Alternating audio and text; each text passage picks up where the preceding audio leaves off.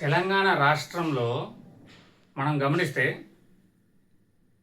తెలంగాణ రాష్ట్రంలో ఎమ్మెల్యేలకు కానీ సీఎంకి కానీ మంత్రులకు కానీ వాళ్ళందరికీ జీతాలు అందుతున్నాయి. కామన్గా ఓన్లీ ఎంప్లాయీస్ ఉద్యోగులకు మాత్రమే జీతాలు అందిస్తాం. మనం ఉద్యోగులందరూ జీతగాలుగా మనకు ప్రభుత్వం కింద పనిచేస్తారు. మరి ఇక్కడ సీఎం రేవంత్ రెడ్డి కానీ ఏ సీఎం అయినా ప్రతి సీఎం తెలంగాణ రాష్ట్రం ఒక్క సీఎం 4,10,000 ఇంకా దానిపైన అలవెన్స్ వాళ్ళ జీతం అందుతుంది. ఎమ్మెల్యేకు 2,00,000 దానిపైన ఇంకా వివిధ రకాల అలవెన్స్ వెళ్తుంది. మనకు ప్రభుత్వంలో ఉండి ప్రజాసేవ కోసం చేస్తుంది. ప్రజాసేవ చేయాలనే తపన ఉన్న వాళ్ళకు జీతం ఎందుకు? ప్రజాసేవ చేయాలని ప్రభుత్వంలో ఉన్నవారికి జీతాలు దేనికి? వాళ్ళకు ఉచితంగా ప్రజాసేవ చేయాలి కదా. వాళ్ళు జీతం తీసుకుంటున్నారంటే వాళ్ళు కూడా జీతగాళ్ళే. వాళ్ళు జీతం తీసుకున్నారంటే ప్రజలకు తప్పనిసరిగా ప్రభుత్వ ఉద్యోగులు ఏ విధంగా వాళ్లకు ప్రజలకు సేవ చేస్తున్నారో ఈ యొక్క ప్రజాప్రతినిధులు సైతం తప్పనిసరిగా ప్రజలకు ఉద్యోగుల్లాగా పనిచేయాలి. ఉద్యోగుల్లాగా ఎమ్మెల్యే కానీ సీఎం కానీ పనిచేయకపోతే తప్పనిసరిగా మీరు వెళ్ళి ప్రశ్నించండి. ఎందుకంటే ప్రతి ఉద్యోగి ఏ విధంగా జీతం తీసుకుంటుండో అదే విధంగా ప్రజాప్రతినిధులందరూ జీతాలు తీసుకుంటున్నారు. వాళ్ళు కూడా ప్రభుత్వ జీతగాళ్ళే. కాబట్టి దీని మీద మీరు అందరూ కామెంట్ చేయండి. దీన్ని అందరూ గమనించాలి. ప్రజాసేవ చేసే వారికి జీతాలు దేనికి? ప్రజాసేవ చేయాలనుకున్నానికి అసలు జీతాలు దేనికి? ప్రజాప్రతినిధులు అందరూ ప్రతి ఒక్కరికి ప్రతి నియోజకవర్గానికి అంటే మనం కాన్స్టిట్యున్సీ అంటాం, ప్రతి నియోజకవర్గానికి ఒక ఎమ్మెల్యేకి ఒక ఎమ్మెల్యే ఆఫీస్ ఉంటుంది.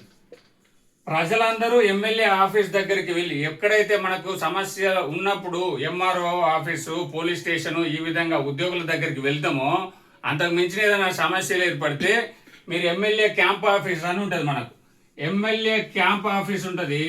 ఎమ్మెల్యే క్యాంప్ ఆఫీసుకు పోయి మాకు ఈ సమస్య ఉన్నదని అధికారులకు ఎట్లా చెప్తారో వాళ్ళకు కూడా అట్లా చెప్పాలి.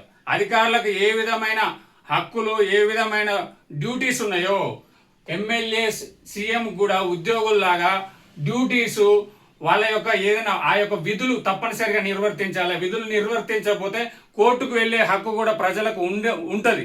ఇది ఉద్యోగులకైతే. ఉద్యోగులకు ఏ విధంగా ఉంటుందో ఇక్కడ మనకు ఎమ్మెల్యే సీఎం కూడా చక్కగా పని చేయకపోతే కోర్టుకు వెళ్ళి మనం ఈ విధంగా మాకు ఎమ్మెల్యే ఈ పని చెప్తే మాకు ఈ పని చేస్తలేడు ఈయన ఆ విధి అనేది ఉండాలి. ఎందుకంటే అందరు జీతాలు తీసుకుంటారు కదా. జీతాలు తీసుకున్నప్పుడు తప్పనిసరిగా బాధ్యతాయుతంగా ప్రభుత్వ ఉద్యోగులకు ఏ విధంగా ఉన్నదో ఎమ్మెల్యేకు సీఎం కూడా అదే విధంగా ఉండాలి.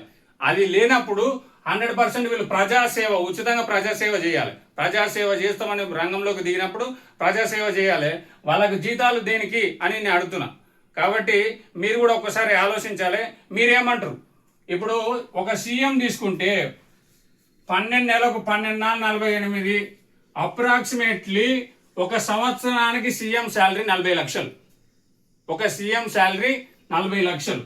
ఉచిత ప్రజాసేవ చేసేటోళ్ళకి ఒక సంవత్సరంలో దగ్గర 50 లక్షలు ఇస్తున్నాం.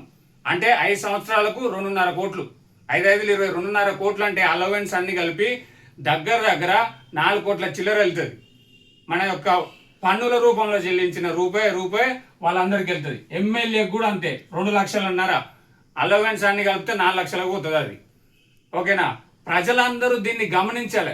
మనం కష్టపడి చెమటోడ్చి ప్రతి రూపాయి కట్టే పన్నులు ఈ విధంగా పోతున్నాయి.